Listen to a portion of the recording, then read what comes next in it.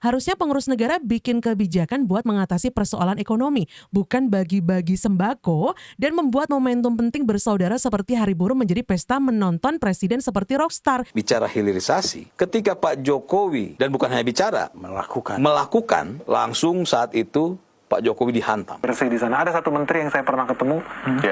Dia tahu dia dikepung sama PNS-nya sendiri, bayangin. Dia tahu dia dikepung. Program dia kasih program segala macam, buang tempat sampah. Berdiri di atas kaki kita sendiri. Kita tidak mau jadi kacungnya bangsa lain.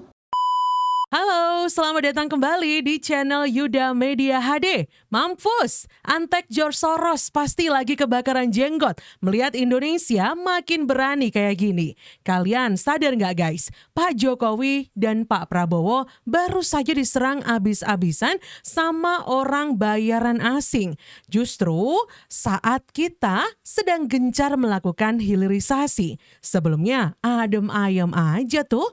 Bang Benix, pengamat ekonomi, bahkan sudah bongkar gimana pejabat jujur kita itu sengaja dikepung supaya kita tetap jadi babunya asing. Waduh, tapi jangan dikira Pak Prabowo ini bakal diem aja guys. Karena pada faktanya hal ini bisa membuat asing makin ngamuk karena gagal menggoyahkan Indonesia. Tonton video ini sampai selesai cuma di channel Yuda Media HD. Wah ini guys ya, seperti dilansir dari laman Twitternya Bivitri Susanti. Apa nih ya, Antek LSM Soros gak suka Indonesia kayak gini. Ya wajar lah, ekonomi lagi susah begini senang dikasih sembako. Ya nggak marah pada yang nerima hadiah, tapi disitulah soalnya kalau kita pikir-pikir harusnya pengurus negara bikin kebijakan buat mengatasi persoalan ekonomi, bukan bagi-bagi sembako dan membuat momentum penting bersaudara seperti Hari Buruh menjadi pesta menonton presiden seperti rockstar. Ini masalah struktural. Oh, wah ini orang. Udah tahu kan siapa ini orang teman-teman ya? Aduh. Ternyata nih, di sini faktanya, ekonomi RI tumbuh 5,61%, tertinggi di G20, Cina dan Arab pun kalah telak nih ya. Ternyata ekonomi Indonesia mencatat kinerja impresif pada awal 2026 guys. Pertumbuhan ekonomi tanah air melaju lebih kencang dan berada jauh di atas rata-rata negara G20. Ini ya negara-negara besar seperti Meksiko, Jerman, Italia, Uni Eropa, Prancis, Belanda, Amerika, Spanyol ya, Arab Saudi, Korea, Singapura, bahkan China ini mencatatkan cuma di bawah 5 nih ya. Sedangkan kita ya 5,6%. Gokil gak sih teman-teman? Gila sih kalau ini bener begitu ya teman-teman. Dan ternyata nih, menurut salah satu berita nih ya, 7 siasat BI saat rupiah undervalue lawan dolar. Oh my God. Indonesia mencetak prestasi emas dengan pertumbuhan ekonomi mencapai 5,61%. Wah, ini nih. Pada awal 2026, sebuah lompatan fantastis yang mencerminkan akselerasi masif seluruh aktivitas ekonomi di era pemerintahan Presiden Prabowo. Keberhasilan program makan bergizi gratis MBG terbukti menjadi instrumen vital yang memicu perputaran uang di tingkat akar rumput dan menyerap tenaga kerja dalam jumlah yang luar biasa besar di berbagai daerah. Pengelolaan investasi strategis dan antara berbagai proyek hilirisasi raksasa mulai beroperasi secara penuh, memperkuat stabilitas investasi swasta nasional, sekaligus menciptakan lapangan kerja baru yang berkelanjutan. Pemerintah berhasil menjaga konsumsi domestik tetap stabil melalui konsistensi subsidi energi pada harga BBM dan tarif listrik, memastikan masyarakat tetap memiliki daya beli di tengah ketahanan ekonomi yang menguat. Betul. Peningkatan belanja negara diprioritaskan pada percepatan pembangunan di desa-desa, sektor pendidikan, serta perlindungan nelayan, menjadikan APBN sebagai fondasi baja bagi kejayaan ekonomi masa depan. Jadi memang angka 5,6% tadi bukan capaian yang halu, karena memang yang namanya Indonesia di bawah pemerintahan Prabowo dan juga Gibran berusaha semaksimal mungkin teman-teman. Coba kita lihat video selanjutnya. Berikutnya yang akan menjadi target serangan framing buruk adalah Bapak Mentan, Wah, Menteri Pertahanan kita kan? Bapak Amran. Kenapa demikian? Karena Bapak Mentan ini ya mengarahkan Indonesia juga ke arah swasembada energi. Betul. Salah satunya adalah CPO ya. Yang sudah dilakukan adalah bioetanol pada sektor singkong misalnya, tebu misalnya, dan lain sebagainya. Nah, jadi yang namanya bensin ya bisa guys seperti solar, biosolar. Kalau bensin, biobensin atau bensa ya. Nah, ini lagi dikeber oleh Menteri Pertanian kita. Ini luar biasa untuk kemajuan NKRI ya. Jika yang diimplementasikan oleh pemerintah adalah produk-produk dalam negeri, khususnya energi, maka kemudian yang akan terganggu impor. Karena di balik impor tadi terdapat orang yang memiliki sebuah kepentingan, dan orang itu tentu akan menyerang kepentingan yang dilakukan oleh negara melalui Menteri Pertanian. Muncul Ferry Amsari yang mengatakan dan menyerang ya, memframing bahwa Bapak Amran ini memberikan hal yang bohong kepada masyarakat. Contoh, lahan pertanian yang mana Ferry Amsari itu nggak percaya kalau Indonesia sekarang sudah swasembada beras dan sudah tidak impor yang namanya beras. Justru Indonesia yang sekarang ekspor beras dari dalam negeri karena kebutuhan Indonesia sudah tercukupi melalui petani-petani lokal Indonesia, dan bahkan Indonesia menjadi supplier ya, menyuplai berasnya ke luar negeri. Ini prestasi loh. Ini prestasi, tetapi kenapa diserang? Pertanyaannya, menanggapi serangan dari Ferry Amsari terkait masalah bahwa Kementerian Pertanian berbohong kepada masyarakat tentang data, maka kemudian Bapak Amran ini harus memperbaiki sedikit emosionalnya. Jadi Bapak Amran kemarin berbicara bahwa sarjana hukum itu nggak bisa, ya artinya salah dalam mengamati situasi pertanian. Sebenarnya bisa-bisa aja, bisa-bisa banget ya. Tetapi yang namanya data itu yang nggak dipakai oleh Ferry Amsari, dan bahkan mungkin ada kepentingan tanda kutip. Makanya kemudian apa yang disampaikan oleh Ferry Amsari nggak sesuai dengan fakta di lapangan jumlah produksi beras tadi. Berikutnya ini data ya, terkait dengan meningkatnya jumlah produksi tambang minyak di Indonesia yang sudah banyak diresmikan oleh Kementerian SDM, ditambah produksi biosolar, biodiesel dari kelapa sawit, dari etanol dan lain sebagainya, ditambah nih Bapak Amran sekarang menggeber kembali bensa atau biobensin. Ini guys, Indonesia di 2026 ini belum menorehkan angka segelintir pun ya terkait dengan jumlah impor minyak mentah. Nah, nantinya minyak mentah ini akan disesuaikan dengan kebutuhan yang terjadi di Indonesia. Makanya ini semua akan mengarah ke nol impor. Dan ini akan bagus. Kenapa demikian? Karena hilirisasi jawabannya. Ketika dulu Indonesia tidak pernah membangun RDMP Balikpapan, maka hari ini Indonesia juga menjadi negara yang terdampak ketika Selat Hormuz tadi ditutup. Nah, ketika Indonesia sudah memiliki RDMP di era itu, maka kemudian hari ini Indonesia selamat. Ditambah lagi yang namanya potensi-potensi di dalam negeri semakin dimaksimalkan. Dan ternyata nih yang namanya trik-trik licik asing belum selesai pada para influencer yang menyebarkan narasi-narasi busuk begitu ya. Ternyata nih teman-teman, yang namanya menterinya Pak Prabowo pun juga ikut-ikutan diserang ya. Karena menggerakkan, mempercepat proses hilirisasi. Waduh, kenapa sih ya mereka-mereka ini benci banget sama hilirisasi? Ya karena itu salah satu jalan menuju Indonesia emas, menuju Indonesia berdikari, menuju Indonesia yang gak usah repot-repot impor sana, impor sini. Makanya asing gak suka, ya kan? Sebelum Pak Jokowi menyampaikan akan menyelamatkan, menyelamatkan semua kekayaan bangsa dikelola oleh bangsa sendiri, ya. Program hilirisasi. Ya, hilirisasi. Pak Jokowi diganggu nggak? Nggak. Ada nggak yang ganggu Pak Jokowi, maki-maki sedahsyat itu? Nggak ada. Ketika Pak Jokowi bicara hilirisasi, dan bukan hanya bicara, melakukan, langsung saat itu Pak Jokowi dihantam.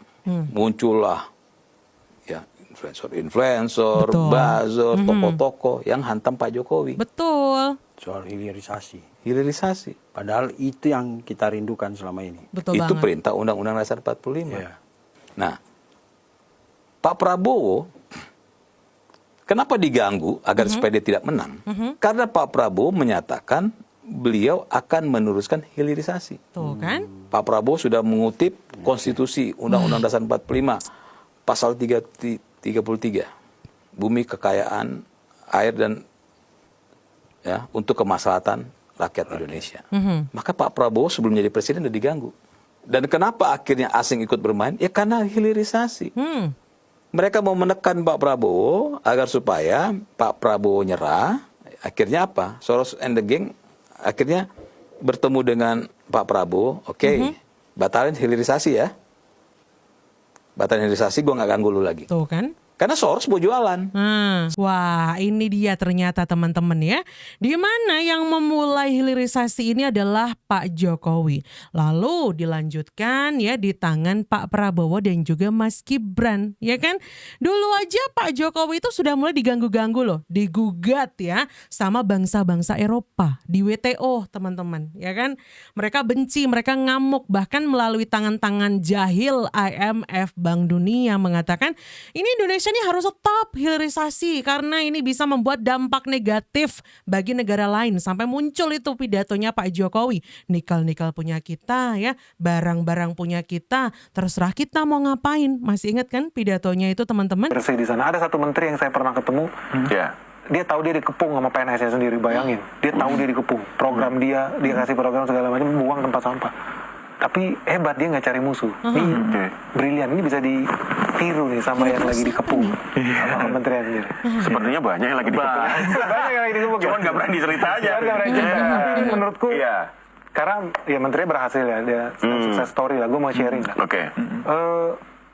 Ada seorang menteri yang gue ngobrol ketika ada dirjen atau pejabat itu bandel. Coba kita baca di kolom komentar ya teman-teman. Kira-kira nih menteri siapa nih yang ternyata justru ya dikepung sama anak buahnya sendiri, dihalang-halangi sama anak buahnya sendiri. Coba kita tengok ya teman-teman. Tuh ya, jujur. Triliuner Pak Amran Sulaiman tegas dan sangat membantu kami petani, pupuk muda dan harga gabah stabil. Pak Amran. Kemudian Andi Amran Sulaiman, cocok jadi RI 1 KDM wakil. Nah loh, Amran Purbaya, Pak Mentan Amran. Oh my God teman-teman ya. Apakah benar ini kira-kira nih adalah Pak Menteri Amran nih teman-teman? Waduh, Bang Benix ya, mohon dijelaskan ya. Kira-kira siapa ini teman-teman? Kalau menurut kalian coba tulis pendapat kalian di kolom komentar. Berdiri di atas kaki kita sendiri. Kita tidak mau jadi kacungnya bangsa lain. Kalau yang mau silakan, saya tidak mau. Dan nanti ada yang bertanya, apa bisa? Gitu. Bisa. Harus bisa. Betul. Nah ini semangat yang ditanamkan oleh Angkatan 45. Semangat tidak mengenal menyerah. Harus bisa. Merdeka atau mati. Tegas banget ya Pak Prabowo teman-teman. Kita ogah, bangsa Indonesia ini ogah kalau terus-terusan menjadi kacungnya asing, menjadi babunya asing, ya kan? Ya salah satu contohnya ya, kita itu disuruh mengekspor barang-barang kita itu ya, nikel kita, batu bara kita ya, tambang kita, berbagai macam kebutuhan pangan ya kan, dengan harga yang semurah-murahnya. Lah kok enak ya. Lucunya mereka itu jual lagi ke kita dengan harga yang mahal karena bisa disempurnakan menjadi barang yang lebih jadi lagi. Wah, itulah intinya hilirisasi teman-teman. Dalam 10 bulan, satu nama berdiri tegas melawan para perampok negeri ini, Prabowo Subianto. Bukan janji, tapi bukti, 3.300 triliun rupiah, uang rakyat yang selama ini dijarah para tikus berdasi, berhasil direbut kembali ke tangan negara. Selama bertahun-tahun kita hanya dengar jargon anti korupsi, tapi tak ada satupun yang berani menabrak sistem yang sudah dibusukkan dari dalam. Hari ini berubah, dengan langkah berani, Prabowo mengguncang sendi-sendi kekuasaan kotor, merobek benteng mafia, dan mempermalukan mereka yang selama ini merasa aman di balik aturan. Ini bukan kemenangan Prabowo, ini kemenangan rakyat. Betul. Untuk pertama kalinya dalam sejarah, negara tidak hanya menangkap koruptor kecil, tapi mulai menyentuh para begundal besar yang kebal hukum. Ini bukan akhir, ini baru permulaan. Kalau uang sebesar itu bisa direbut kembali, bayangkan berapa banyak lagi yang akan dipulihkan jika kita terus bergerak. Dan untuk itu, dibutuhkan seorang pemimpin yang tak bisa dibeli. I am disgusted. Dalam 10 I am disgusted. Saya muak dengan keadaan ini. Ini bukan republik yang saya bela. Ini bukan republik yang saya pertaruhkan nyawa saya. Ini bukan republiknya Bung Karno. Bukan republiknya Bung Hatta. Bukan republiknya pendiri-pendiri bangsa ini. Ini adalah republik yang sudah dirampok dari rakyat Indonesia. Saudara-saudara sekalian, saya berdiri di sini karena saya berpandangan bahwa negara kita sedang sakit, saudara sekalian. Ibu Pertiwi sedang diperkosa, saudara sekalian. Nah itu dia teman-teman ya, pidato menggelegar dari Pak Prabowo moga-moga bisa menggugah kita semua ya. Terbukti yang namanya keberanian itu di era Pak Prabowo ini bisa sentuh penjahat kelas kakap. Berbagai macam penjahat-penjahat, koruptor-koruptor ini mulai ditangkepin teman-teman ya. Mereka nggak bakal bisa tidur nyenyak di era pemerintahan Pragip ya kan. Mereka-mereka yang sembunyikan dana, mereka-mereka yang berusaha kurang ajar grogotin duit negara, tidak akan bisa lagi tidur nyenyak ya. Tunggu saja tanggal mainnya. Sekarang kalau belum tertangkap ya silakan leha-leha, tapi tunggu dulu ya. Tunggu dulu ya. Sebentar lagi kenyamanan itu bakal sirna ya. Bentar lagi tunggu aja ya. Kita bakal menyaksikan ya pengembalian dana dari para koruptor-koruptor yang ditangkepin. Amin. Laki izin terbang Amerika, bukti Indonesia bukan kacung barat. Betul. Kita baru aja ngajarin Amerika Serikat cara main diplomasi yang bener-bener setara. Pada tanggal 13 kemarin kita tahu kan, delegasi Kemenhan Indonesia itu datang langsung ke markas besar Pentagon. Betul. Buat neken sebuah kesepakatan pertahanan baru sama Amerika Serikat teman-teman. Di mana lewat kerjasama ini militer kita dapat 3 sebuah keuntungan besar. Wah. Kita dapat akses transfer teknologi militer canggih, modernisasi alutsista, maritim, sampai pendidikan dan pelatihan pasukan khusus kelas dunia. Ibarat sebuah rekan bisnis, kita itu nyerap semua ilmunya, tapi kita tetap pegang sebuah kendali alias kunci rumahnya. Posisi tawar kita itu lagi tinggi banget teman-teman. Di depan petinggi Amerika, delegasi kita itu sebenarnya tegas nolak ngasih izin bebas terbang buat militer Amerika di langit Nusantara. Langit kita itu aturan kita. Betul. Gak ada satupun itu pesawat tempur asing yang bisa nyelonong bebas tanpa izin terbang di atas Indonesia. Jelas ini sebuah bukti nyata nol kompromi buat kedaulatan bangsa. Betul. Kita sukses ngambil peran untung dari kerjasama internasional tanpa ngejual harga diri bangsa sama sekali. Jadi kalau teman-teman ngelihat ada info-info yang disinformasi, Betul. kita bisa percaya bahwa memang Indonesia masih menjaga kedaulatan bangsa. Jadi kalau ada yang menyebarkan gosip bahwa Indonesia telah menjual kedaulatannya ke Amerika melalui perjanjian kerjasamanya, mereka bisa senantiasa ya menginjak-injak ya udara kita, bisa lewat pesawat mereka seenak jidat mereka. Loh. Itu kabar dari mana? Itu benar-benar kabar hoax, disinformasi teman-teman. Ya kali kita ini menekan perjanjian yang tidak menguntungkan kita, kan tidak bisa seperti itu ya kan. Dikira mereka bego-bego begitu ya panglima kita, ya enggak dong guys. Aduh please deh, kita tuh punya presiden ya mantan militer yang ahli strategi, gak mungkin dong beliau ini menjual kedaulatan bangsa kita cuma untuk apa gitu loh ya kan. Aduh please ya, saring informasi bener-bener, jangan sampai kepengaruh sama antek-antek asing ya kan. Kita harus percaya sama pemerintahan kita ya kan. Gimana guys kalau menurut kalian? Coba tulis pendapat kalian di kolom komentar. Jangan lupa like videonya, subscribe juga channel Yuda Media HD-nya. Thank you udah nonton sampai akhir. Jangan lupa di-share video ini sebanyak-banyaknya di grup-grup WhatsApp dan grup-grup lainnya. Sampai jumpa di video selanjutnya. Bye-bye.